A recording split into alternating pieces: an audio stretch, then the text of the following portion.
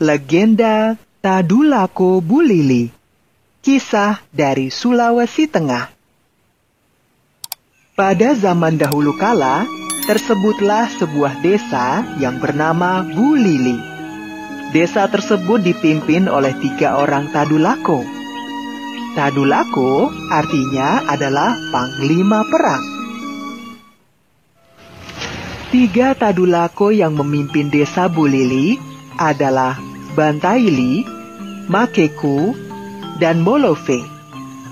3 Tadulako tersebut, seperti para Tadulako lainnya, merupakan orang yang arif dan bijaksana. Mereka tidak hanya ahli dalam berperang, tetapi juga mampu memberikan solusi bagi warganya yang sedang mengalami kesulitan. Di desa Bulili tersebut, tinggallah seorang gadis yang sangat jelita. Gadis tersebut bernama Moro. Kecantikan Moro terkenal hingga ke pelosok negeri. Kecantikan Moro terdengar hingga ke istana Raja Sigi. Raja Sigi segera mengirim utusannya menemui ayah Moro untuk melamar. Maafkan kami, tuan-tuan. Kami belum bisa memutuskan mengenai masalah lamaran ini. Mohon tuan-tuan menunggu kami berunding dahulu dengan para Tadulako. Baiklah, kami menghargai adat yang berlaku di desa ini. Kami bersedia menunggu keputusan dari para Tadulako. Meskipun putrinya dilamar oleh raja, ayah Moro tidak serta-merta menerima lamaran tersebut. Ayah Moro segera menemui para Tadulako membicarakan perihal lamaran Raja Sigi tersebut. Para Tadulako ternyata menyetujui lamaran Raja Sigi terhadap Moro. Rombongan Raja Sigi segera datang ke desa Bulili untuk melangsungkan pernikahan dengan Moro. Pesta pernikahan digelar secara besar-besaran. Setelah menikah, Raja Sigi memutuskan untuk tinggal di desa Bulili. Tidak terasa waktu berjalan hingga Moro hamil 7 bulan. Adinda, maafkan Kanda. Ada urusan kerajaan yang sangat mendesak. Kakanda harus segera kembali ke istana untuk menyelesaikannya. Kakanda berjanji akan kembali secepatnya sebelum anak kita lahir. Baiklah, Kakanda. Adinda akan menunggu kedatangan Kakanda. 2 bulan berlalu, tetapi Raja Sigi tidak kunjung kembali ke Bulili. Usia kandungan Moro semakin besar, dan akhirnya lahirlah seorang bayi laki-laki. Melihat Raja Sigi yang tidak kunjung kembali dari istana, ayah Moro pun segera menemui para Tadulako. Para Tadulako memutuskan menemui Raja Sigi. Tadulako Bantaili dan Tadulako Makeku yang mendapatkan tugas tersebut. Tadulako Bantaili dan Makeku segera berangkat ke istana Raja Sigi.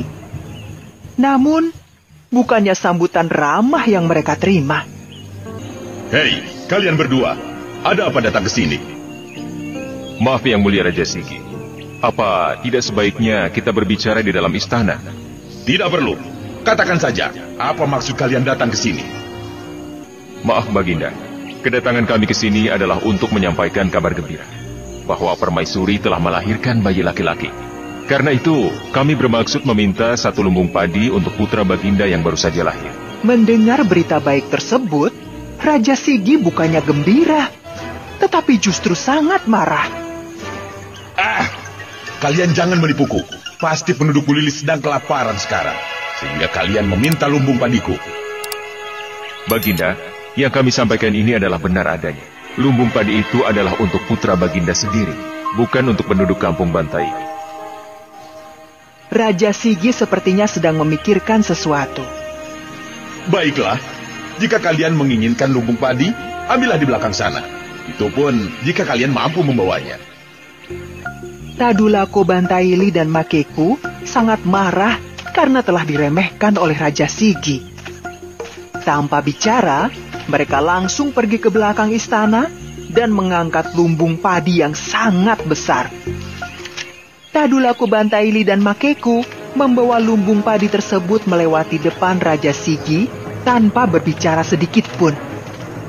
Raja Sigi sangat terkejut dan tidak percaya kedua Tadulako tersebut mampu mengangkat lumbung padi yang sangat besar.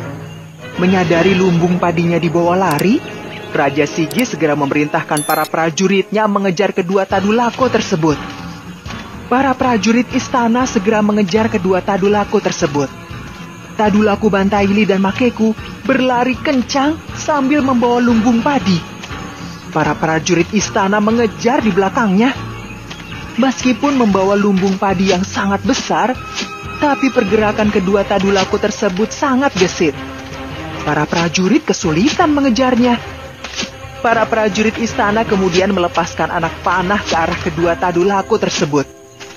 Anehnya, meskipun ratusan anak panah menyerbu, tapi tak ada satupun yang bisa mengenai kedua Tadulako tersebut.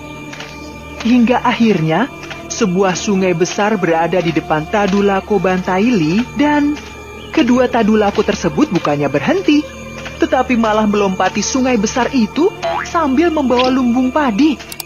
Para prajurit terheran-heran melihat kedua Tadulako itu mampu melompati sungai yang besar sambil membawa lumbung padi yang besar. Para prajurit berusaha menyeberangi sungai tersebut. Tiba-tiba, puluhan ekor buaya yang sangat besar muncul. Para prajurit ketakutan dan lari tunggang langgang kembali ke istana. Tadulako Bantaili dan Makeku berhasil membawa lumbung padi itu ke Bu Lili dan meletakkannya di samping rumah Moro.